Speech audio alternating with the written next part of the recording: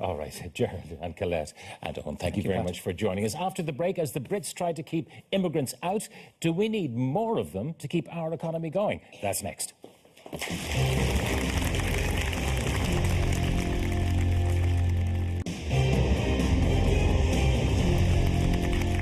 Welcome back. The government has announced that it's carrying out a review of the employment permit system for immigrants. This review, coupled with incoming changes to the working rights of asylum seekers, could mean that big changes are in store for migrant workers in Ireland. Business leader Feargal Quinn has this to say.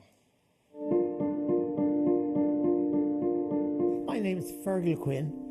I ran Super Quinn for 50 years, and I've been a member of the Seanad for 23 years. I think it's very important that we get people to come into Ireland with the skills that we don't have ourselves, or at least that we're short of ourselves.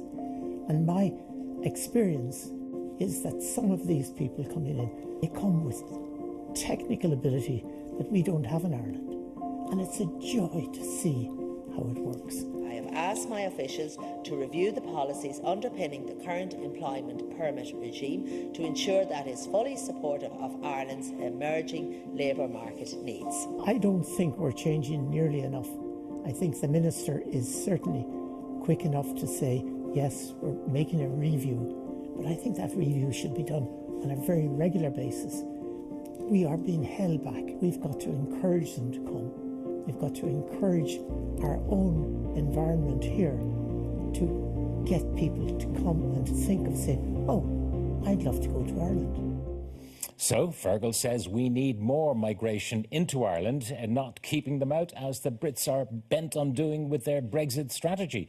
Now, we'll be talking to a panel in a moment, but we've got some people here who have some just quite distinct views on it. Councillor Seamus Traynor, what is your view on the fact that we need more migrants? Well, you could laugh at this. You know, you take someone like Feargal Quinn and Declan Ganley, they're two multi-millionaires telling us that we should be bringing in more cheap labour to Ireland. I think it's a national disgrace. What's your problem in Monaghan? Well, I'm not going to my problem in Monaghan. I'm just saying here, for instance, here we have Declan Ganley is a multi-millionaire. Why is he wanting to bring in more cheap labour? Well, we'll talk to him in a moment about that. That's what I'm hoping you do there.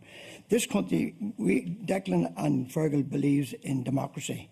So if they're going to bring in 1 million, we're very fond of referendum in this country, and I would love that to be put a question to the Irish people that do we want another 1 million migrants into this country? And but we haven't brought in 1 million migrants. No. Well, we have about one. If the actual true figures are known, we have about one. I know the CSO, and I hope you don't get a text from them later in the show telling you it's not true. We have about 1.1 million migrants in this country. There's not a doubt about it. You go through any town in Ireland, go through Dublin City, you can walk round Croke Park, those houses, house after house is full of migrants. So please don't be telling the people that there's not. We have a massive load of migrants. I'll just tell you from the census, because I have it here, 2016, white Irish, 3.8 million. Irish travellers, 30,000 or thereabouts. Other whites, 446,000, about 500,000. Other Asians, about 80,000. Black Irish or Black African, about 60,000. Other blacks, 6,800. 19, almost 20,000 Chinese, and then 70,000 others. No, so it's nothing like 1 million. Well, look at. You can split hairs about the 1 million, but the point is, when I read this article in the Sunday Business Post, I actually looked at it, I thought it was April's Fool Day. Because I'll ask you one, the people that I represent are working on 20,000 to 30,000 a year. Now, they're going to be competing for jobs with these people. Schools are bursting seams at the moment. Our hospitals, you could be waiting for the slightest operation up to 2 years. Are you saying that you're being blocked by the number of immigrants who are using our health and social services? Of course, but apart from anything else, are we going to have an Aussie style? Because you take an Irish person that leaves this country, they have to have €5,000 in a bank in Australia before they get in there. If they have kids going to school, they have to pay for them. They have to have a state-of-the-art insurance policy there for health. Why are we allowing people to come into this country that has got nothing? We are a laughing stock of relatively small numbers of people. There is a lot. No, Pat, that is totally disingenuous. From outside the EU, about 30,000 people come, and another 15,000 of the people who came the year before leave. So it's about 18,000 net migration in from outside of the EU. Pat, the figures have been skewed all over the place, and you know that as well as I do. That is not true. Adele. Hi, Idel from the Migrant Rights Centre. I'm not going to get into figures. I want to talk about the work permit regime. And I suppose it's a system that was set up a long time ago. It isn't fit for purpose. It's not serving business at the moment. It's not serving workers or the economy. Because what Councillor Traynor was talking about is people coming in and undercutting. You can't get a work permit here unless you have a salary of €30,000. Isn't that so? Yeah, it's a very high salary at the moment. And you want it lowered? Well, the work permit system hasn't been reviewed in a very long time, so we do welcome this review by the Minister at the moment. But the work permit system also ties an employee to an employer. It's a deeply flawed system, and it stagnates wages, and it leads to exploitation. So we don't want to see a system like that. So you want a system where it's sectoral. For example, we want to see you're mobility. employed by Hotel A, but if you're unhappy there, you can move to Hotel B, but not to Pharmacy C. Is that it? Well, we'd like to see mobility in the labour market. At the moment, we have employers ringing us as well as workers trying to get work permits for carers, families trying to get work permits for carers, restaurants trying to get work permits for carers, and you just can't. We need more migration to Ireland, and we need a system that's responsive to that, gives rights to people. We've got some people who are, if you like, in the system. Mariam, tell us about your situation. Hi, I arrived in Ireland 8 years ago. One very cold morning, with hope I was coming to work, take up employment as a living housekeeper and childminder for my employers who were doctors, two of them. I feel that I was enabling them to be able to get into work. But I've been, in the last 6 years, I've been in university, studying community and youth work and honours, and I've also just graduated from a master's rights and social policy.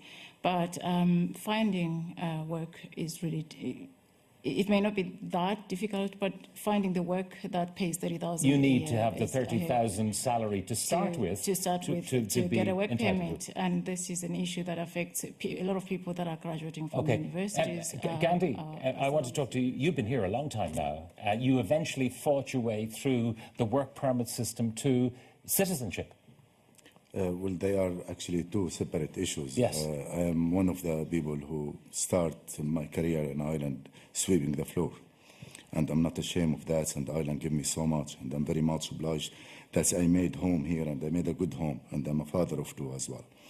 But when I ended in business using a family member's money in 2012, it took me dealing with the Department of Jobs and Enterprise 2 years to get a work permit accepted. 2 years to get a work permit? The first application was rejected. I had to submit in 1 year my tax certificate, my P30, my P35, 4 times in 1 year. It's a very complex application form. Not an ordinary person could understand it, not a business person could understand it. There isn't a person to pick up the phone. There isn't a doorman to welcome you. There is no public office whatsoever. And, do you feel they don't want you really? No, they look for a reason not to grant you the work permit. Okay, and they make it unnecessarily complicated. So, finally, I was one of the heroes who managed to get the work permit for one of the company directors. We got the company directors to Ireland, which is, he invested a lot of money in the company, and he was the main chef for 2 years before his arrivals. We couldn't make a shilling. We couldn't run the business. We couldn't provide the quality and the ethnic food. I have to go to the panel now, but really you're making the point that it's ridiculously complicated and hostile. No, please, 1 second. Furthermore, he should apply to renew his work permit 3 months prior the expiry date. We didn't know that. We got no letter. Nobody notified us. We applied 3 weeks before, and that cost us 10 months waiting for a renewal. The man was facing a situation to become a legal immigrant. The Department of Justice kindly, they said, okay, we'll give you 3 months until you deal with them. Okay. The WRC came for a visit and they said, no, you are not allowed to work while your application is under processing. I think we get the point that it's very, very complicated. Ian O'Doherty, migration, inward migration is necessary according to Feargal Quinn, and it's currently a mess the way it's administered. Well, you'll have to forgive my scepticism when I hear a businessman talk about the altruistic bottom of his heart and the multicultural benefits that we'll all have. We're all, as far as business people are concerned, it's the reason why they become millionaires, let's be honest, is that they know the bottom line.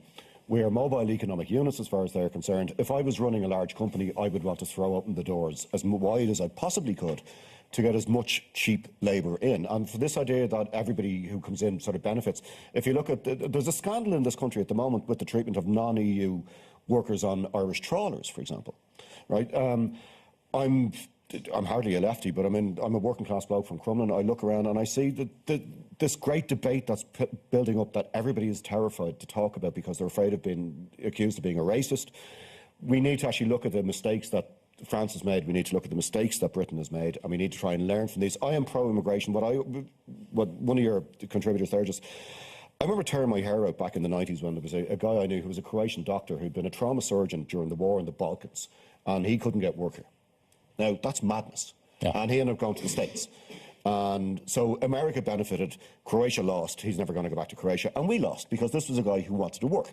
So, but there was a big difference between taking in skilled labour and taking in unskilled labour, which all it does, it creates, you know, you hear this wonderful phrase now, wage compression.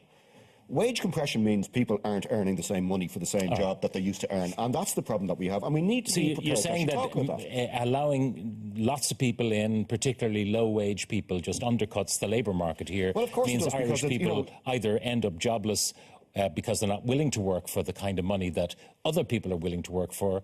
Well, there are 250,000 plus households in this country that has nobody employed. Right, so on the one hand, we have Leo coming out with the great statistics about how we're down to 6.1% unemployment, which sounds great. And then you go, well, hang on, there's 250,000 households, not people, 250,000 households where nobody is working. Now, there are various different extenuating circumstances for that, but to me, it just seems absolute madness. If I was a businessman, I would want to be bringing in as many unskilled workers as I could, and I don't blame Declan for doing it. The portrayal of someone like you, Declan, is bring them all in so you can get them to work cheap. Yeah, I mean, there may be a business constituency that subscribes to that. I don't. I think that a smart immigration policy is one that doesn't actually undermine your domestic workforce, particularly people that are on the starting rung of the ladder.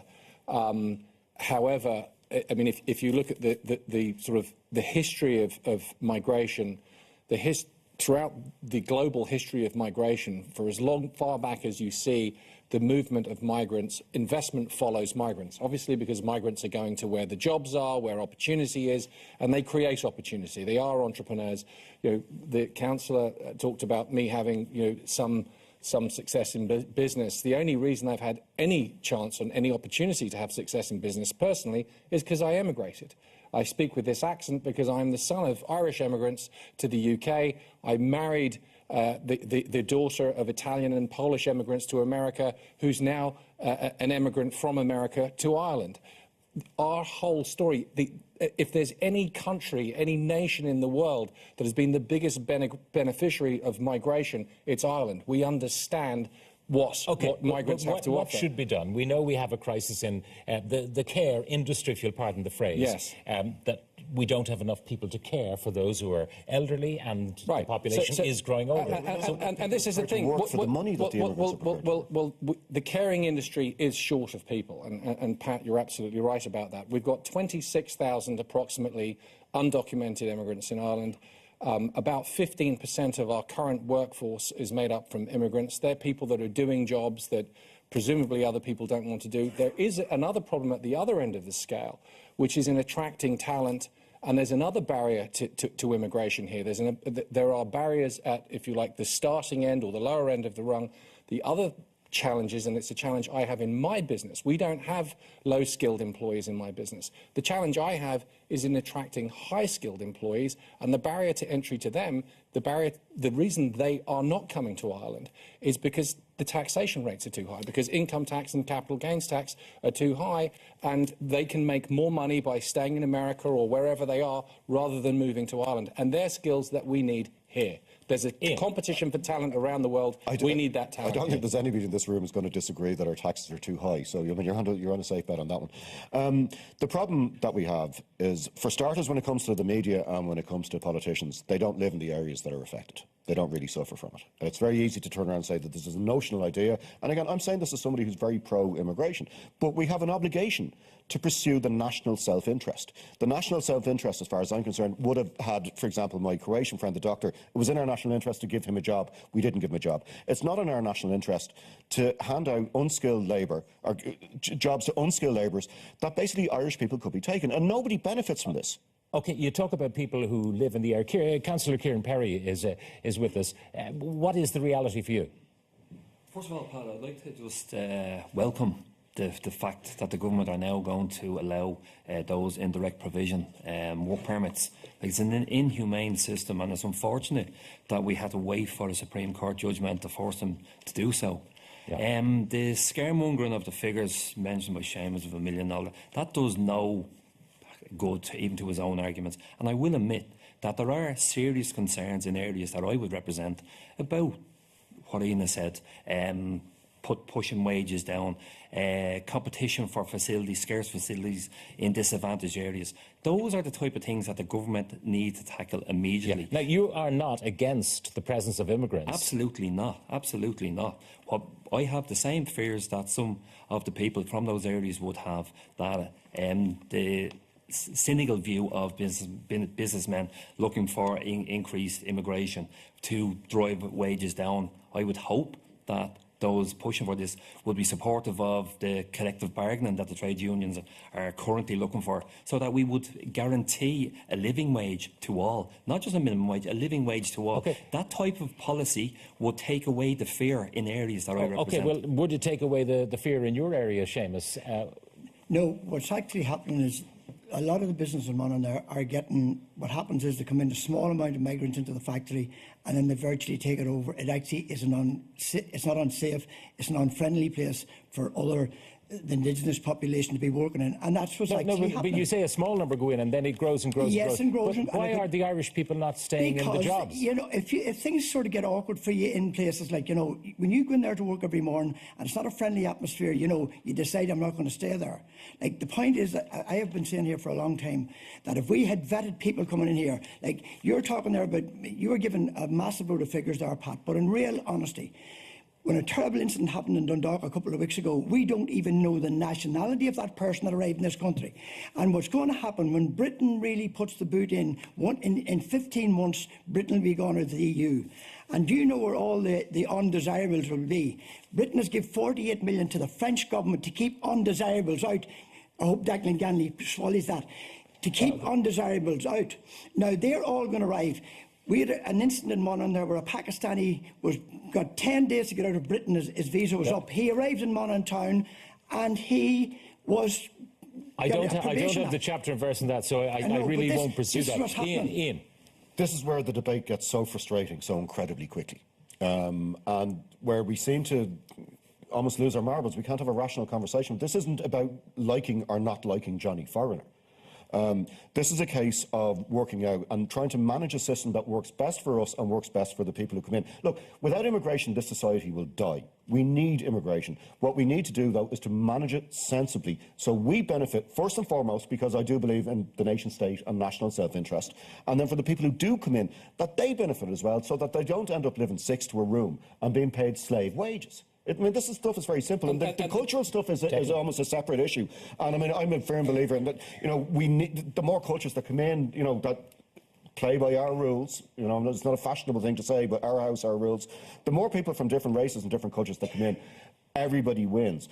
But if we just let it happen untrammeled and uncontrolled, there will be chaos in this country in 10 years' time. There are lessons to be learned from the UK, from France, where big mistakes have been made in terms of immigration policy. Integration has not been successful across many parts of Europe, from Sweden to France. You can go all across Europe and you see that integration is failing. We need policies that bring about integration, and that, I think, will tear down some of the fears. Some of the fears are founded, some of them are unfounded. We need to get rid of those. We absolutely need immigrants because we need someone to do the jobs. The thing is you can have retirement ages increased to 70 or 75 years of age. You have to have a certain ratio of people that are producing in the economy to people that are drawing off the economy, who are in retirement, who are no longer in the workforce. You've either got to have more children, and you've got to be planning way ahead for those, or you've got to have immigration. We could just manage the resources that we have better than we are currently doing. Most certainly. And the other, I mean, there's another fair comment is hospitals, infrastructure, public services. Of course, they need to be geared so that they are able to cater for the increased numbers. We need to make sure that we're doing Adele, that. give you the last words on this. We have a very onerous immigration system. It's really, really hard to navigate. People don't just come in. It's very, very, very difficult. We're also not talking about, we have a low-wage economy here. 1 in 5 people work in low pay. That is the economy that we have. We don't have high economy, high wages. That's not the way it is. If we want our economy to grow, and it is growing, we're going to need people to come here. We need a system that respects people's rights. At the moment, it tramples all over people's rights. It doesn't give them family rights, doesn't give them mobility in the labour market. It impacts on people's long-term integration into society, into the future, and the work permit system creates that anomaly that impacts on the long-term people, on lives for 10 and 15 years beyond the time when they come in. So we do need this system, and we need it reviewed. We need it done quickly. There's an urgency to it. The Minister has to work on this very, very quickly. If we don't do that, we're losing out completely. All right. Adele, thank you very much. And thank you, Ian, and thank you, Declan, and thank you, everyone in the audience who participated. All right, next up, I do so-called